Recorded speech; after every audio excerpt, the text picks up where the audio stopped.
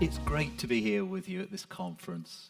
I'd like to talk today about how we do smart testing, how we can integrate physical and virtual testing together to help us towards that route to zero prototype design.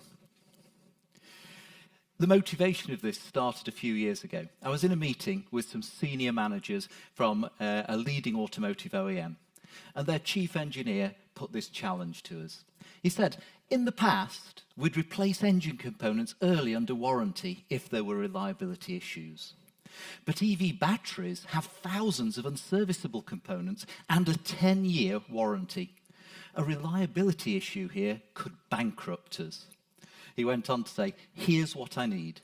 Over 10 years, I want fewer than 5% warranty failures in my batteries, and I need at least 90% confidence today that we're going to do that before we go out to market. I was amazed by this statement, and I went away thinking, how on earth are we going to calculate that? So this is what we did. So first of all, when we've got to qualify something new, like an automotive battery, we could actually go to standards. Standards do exist for our qualification tests. But the chief engineer said this. He said, how confident am I in those standards? Because if this goes wrong, it's my job and my company on the line, not the standards organization. So, back at nCode, for many years, 3 decades actually, we've been using our HBK nCode software to measure what vehicles are doing in service and to characterize those, to calculate things like the 95th percentile customer, if you like. What we then do is we convert that into proving ground scenarios. We can then take a mule vehicle, we can instrument it, we can drive over those proving grounds, and we can look at the loads that's going into those battery components. And then we can start to tailor an accelerated vibration bench test to qualify those components. Of course, as we've seen over these past few days, we don't necessarily have to wait until we've got that level of prototype. Because today we can take multi-body dynamics models and plug them into VI grade. We can then use virtual proving ground surfaces, and we can even apply different test scenarios. We can even put in hardware, driver, software in the loop as well and simulate that in order to gather these loads.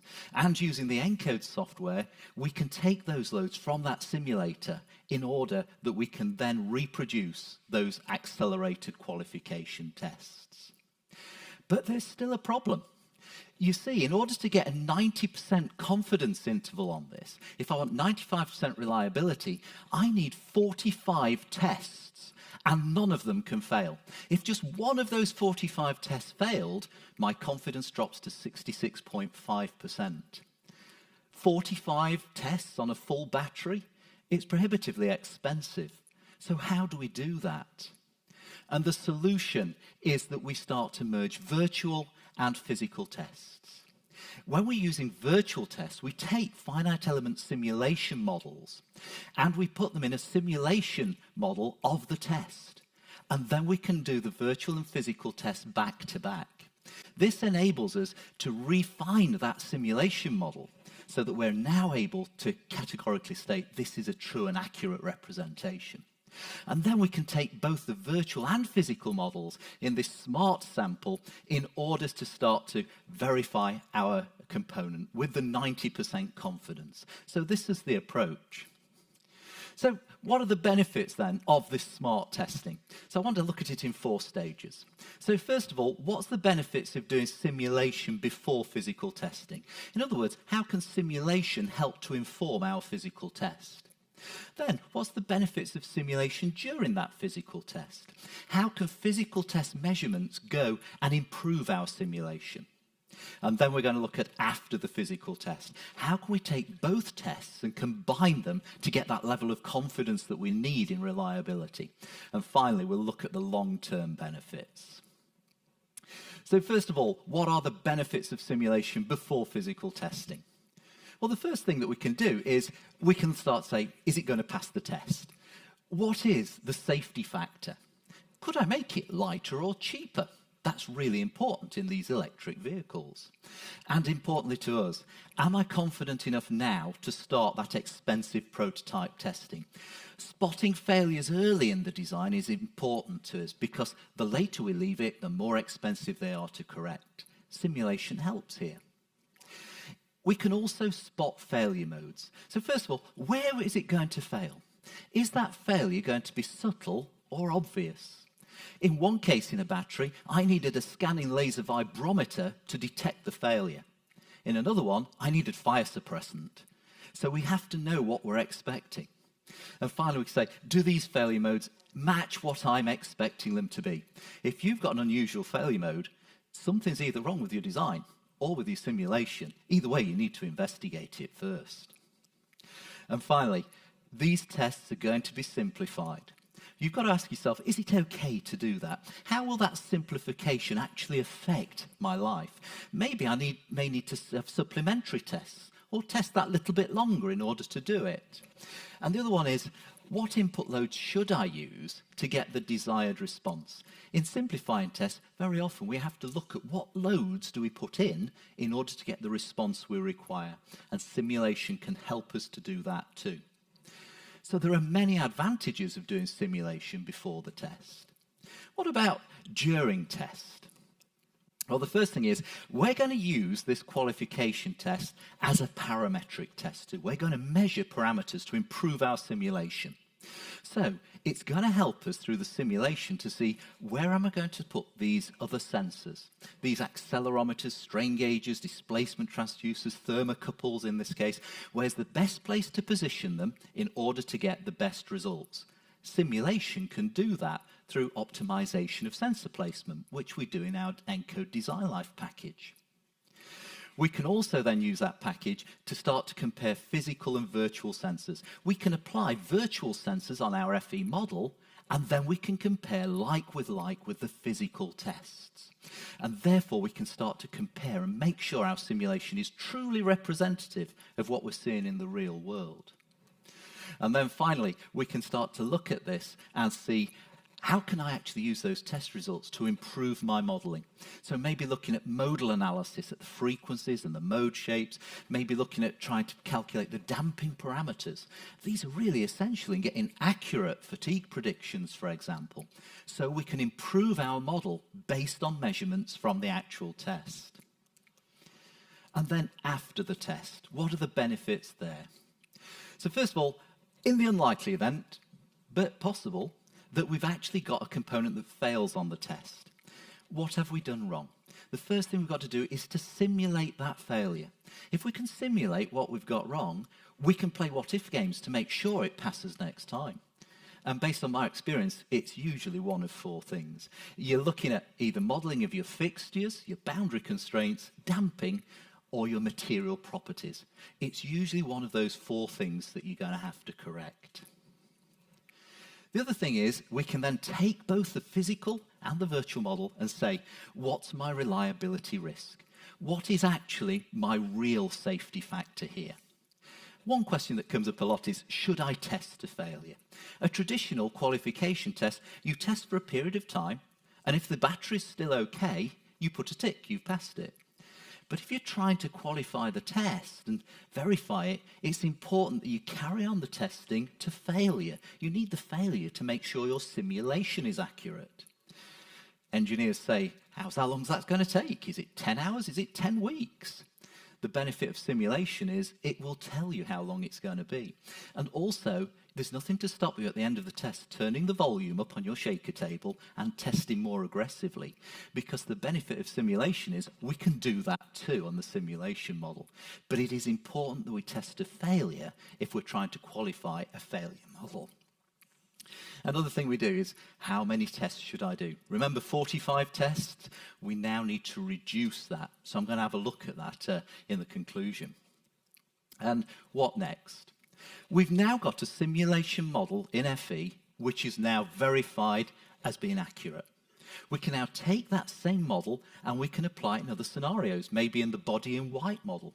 We can also start to use it in confidence to explore the design cycle. So we can use that with our VI grade simulators to say, okay, I've designed it for the 95th percentile customer, but what happens if I've got a really aggressive driver somewhere? And maybe we can look at that on the simulator. How will that affect the damage of this? Look at the edge cases, because we can now have a verified model. So what's the long-term benefits then? We use a scale called a simulation readiness level. So this is used widely now in automotive. It's analogous to NASA's technology readiness level scale. It goes from 1 to 9. A value of 1 means we have no confidence in the simulation. A value of 9 means we're fully confident in our simulation. We don't need to do physical testing anymore to prove it. It's important that we track where we are on that scale, and we're trying to move towards that 9 level. This is all about tracking how far we are in certain components towards that zero prototype design, going to that really holy grail of having qualification by simulation. And that's going to then mean that we have confidence in our model so that we can start to use it to explore design space, and we can also start to use it in digital twins for in-service conditions too. So in conclusion, right back at the beginning, my chief engineer gave us a challenge. He said, over 10 years, I want fewer than 5% warranty failures, but I need to be at least 90% sure I've got that right today. How do we tackle it? Well, we do it by smart testing, this combination of virtual and physical test. Virtual test means we simulate the test. We take our FE model and we put it in an FE representation of the test. It must be the same, and we apply the same loads. Because when we do that, we can take measurements from the physical test, and we can use those to help verify our stresses, our strains, our thermal performance, and everything else. And we can use those parameters to improve our model.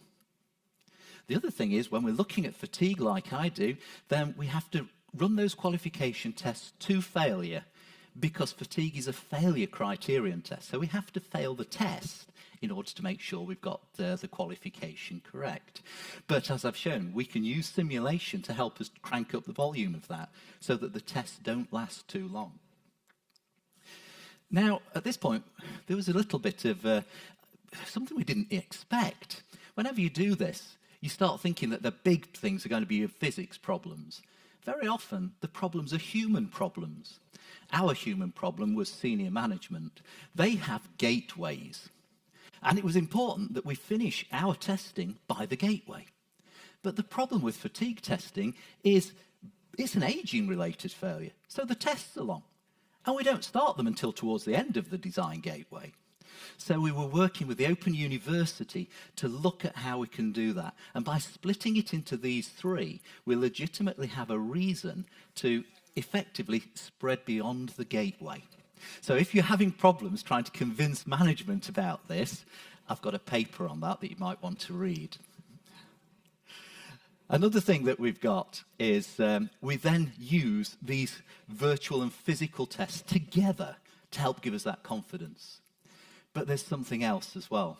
Fatigue is highly statistical with a huge variability. Even an ideal test can have a factor of 3 to 5 between the first failure and the last failure. How do you know you've got an accurate representation with a factor of 5? The way to do it is you have to simulate not just the mean life, but the variability of life. So we have to simulate variability. Over here, we can see 5 test results here, not 45, just 5. They're the black triangles. And the red circles, that is our FE simulation. So you can see not only do we correctly address the 50 percentile failure, the mean, but we also, within a 90% confidence bound, we also represent the variability as well. And that gives us then that credibility and confidence to go on using this model to make further predictions. So it's all about enhancing that simulation readiness level. It's all about taking us from 1 to 9. It's about trying to show that we're on that route to zero prototype design. That ultimately we want that holy grail, qualification by simulation alone. But also we get confidence in our model, so we can use it to further explore the design space, maybe do tests that we just wouldn't ordinarily do because they're too expensive and long. And also to start to use these reduced order models in order to get a properly qualified digital twin for use later on. So I hope you enjoyed that presentation. And if it's piqued your interest, get in touch with me, because I've got a number of papers, and some of them have got lots of maths in as well. So if you really like that, have a look at the papers, and I hope you enjoy it. And please get back to me. Thanks very much.